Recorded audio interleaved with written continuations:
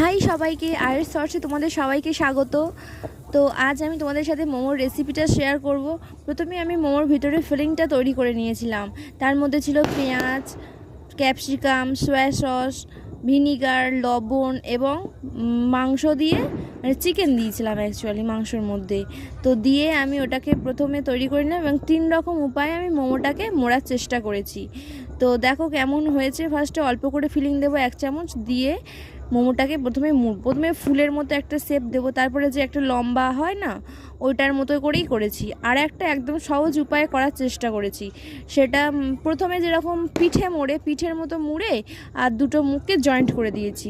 তারপরে মোমোটাকে একটু গরম জলটাকে ফার্স্টে হতে দিয়েছিলাম এবং তারপরে তাতে স্টিম বসিয়ে দিয়েছিলাম। আর চাটনিটা কিন্তু কেনাই ছিল রেডিমেড, তো ওই চাটনি আমরা ইউজ করেছি। আর দেখো, এটাই ছিল আমাদের ফুল রেসিপি। কেমন হয়েছে?